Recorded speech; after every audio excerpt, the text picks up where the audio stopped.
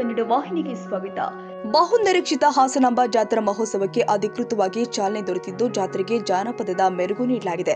ಹಾಸನ ನಗರದ ಹೇಮಾವತಿ ಪ್ರತಿಮೆ ಎದುರು ಆಯೋಜನೆ ಮಾಡಲಾಗಿದ್ದ ಜಾನಪದ ಜಾತ್ರೆಗೆ ಕಂದಾಯ ಹಾಗೂ ಜಿಲ್ಲಾ ಉಸ್ತುವಾರಿ ಸಚಿವರು ಆಗಿರುವಂತಹ ಕೃಷ್ಣ ಬೈರೇಗೌಡರು ಅವರು ಚಾಲನೆ ಕೊಟ್ಟಿದ್ದಾರೆ. ಕಲಾ ತಂಡಗಳೊಂದಿಗೆ ಹೆಜ್ಜೆ ಹಾಕಿದ ಸಚಿವರು ಜಾನಪದ ಜಾತ್ರೆಗೆ ಚಾಲನೆ ಕೊಟ್ಟ ಬಳಿಕ ಕೃಷ್ಣ ಬೈರೇಗೌಡ ಅವರು ಉತ್ಸಾಹದಿಂದ ಜಾನಪದ ಕಲಾ ತಂಡಗಳೊಂದಿಗೆ ಹೆಜ್ಜೆ ಹಾಕಿ ಸಂಭ್ರಮಿಸಿದ್ರು.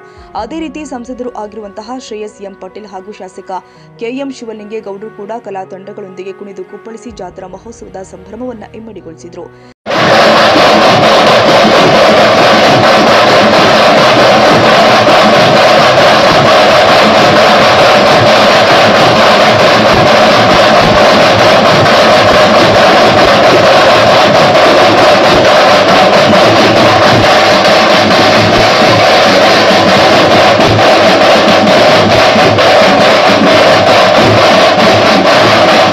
ಸ್ಥಳೀಯ ಕಲಾವಿದರು ಮತ್ತು ಜನಪ್ರತಿನಿಧಿಗಳ ಈ ಸಹಭಾಗಿತ್ವವು ಜಾತ್ರಾ ಮಹೋತ್ಸವದ ಆರಂಭಕ್ಕೆ ವಿಶಿಷ್ಟ ಕಳೆ ತಂದಿತ್ತು. ತಾಜಾ ಸುದ್ದಿಗಾಗಿ ಎಂಟಿವಿ ನ್ಯೂಸ್ 24x7ಗೆ ಸಬ್ಸ್ಕ್ರೈಬ್ ಮಾಡಿ ಮತ್ತು ಬೆಲ್ ಐಕಾನ್ ಅನ್ನು ಒತ್ತಿ. ತಪ್ಪದೇ ಲಿಂಕ್ ಶೇರ್ ಮಾಡಿ.